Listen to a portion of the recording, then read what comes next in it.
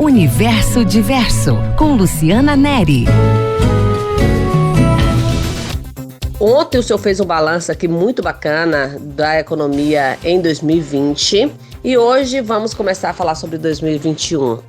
Olá, Luciana, olá, ouvintes. Vamos lá. Então, em 2021, as nossas expectativas são de uma economia com um princípio de retomada. Se a gente não está autorizado a dizer que a economia sai da UTI completamente, ou seja, ela deve deixar a UTI e a gente deve pelo menos ir para semi-UTI. A taxa de crescimento tende a ser baixa porque todas as expectativas sobre possibilidade de retomada de investimentos, principalmente aqueles investimentos chineses que estavam sendo pensados em infraestrutura Brasil afora. A Bahia era uma das áreas mais contempladas por investimentos, com a Ponte Salvador-Itaparica, com a mineração, a ferrovia de integração leste-oeste. Então, assim, você deve ter uma demora no plano de retomada desses investimentos. Mas isso não significa necessariamente que só venham notícias boas por aí, né? Pelo contrário, a gente tem observado aí como uma bomba para todos nós, no início agora de 2021, a saída da Ford da economia brasileira. Então, assim, as notícias, elas ainda continuam quentes. O plano de reestruturação do Banco do Brasil, com fechamento de agências, ou seja, ainda há cenas dos próximos capítulos. A gente está muito no começo do ano para cravar qualquer coisa. Nós, economistas, usamos modelos metodológicos, matemáticos, estatísticos para fazer projeções e é com base neles é que a gente está falando, nesse início de ano, de uma expectativa de crescimento de 2,1% a 2,5%. Mas sim, a notícia que você nos pede é a do BAC. O fim do auxílio emergencial representa aí uma diminuição de uma injeção monetária muito forte na economia brasileira. Foram quase 70 milhões de brasileiros beneficiados com o auxílio emergencial, que totalizou um aporte de quase 340 bilhões de reais.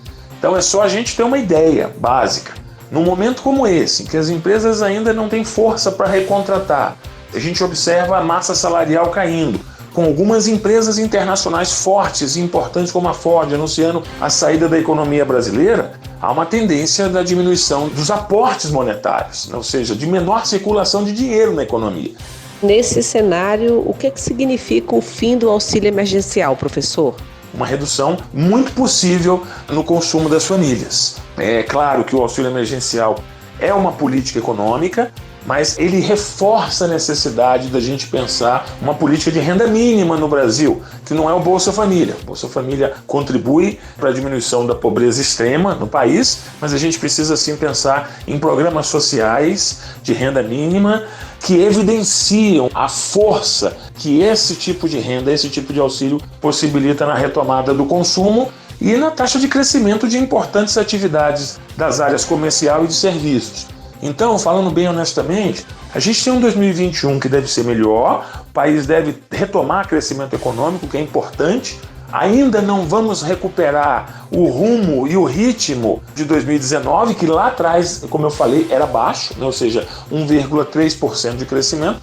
A taxa deve ser de 2,1%. E como a queda esperada pelo PIB brasileiro em 2020 deve ser da ordem de 4% a 4,5%, o 2,1 ou 2,5 é só metade do caminho dessa retomada, que só deve se concretizar, ou seja, só deve superar o hiato proporcionado em 2020 e em 2022. Sem o auxílio emergencial, como eu falei, as montas são enormes, 340 bilhões de reais, algo que, se a economia brasileira tivesse em franca ascensão, seria absolutamente viável aos cofres públicos. Mas com uma economia em frangalhos, com uma taxa de decrescimento nos últimos anos e com a queda nos impostos, claro, e consequente aumento do endividamento público, fica difícil pensar na continuidade. Embora nós, eu principalmente, de uma linha de economista mais social, defendo a manutenção.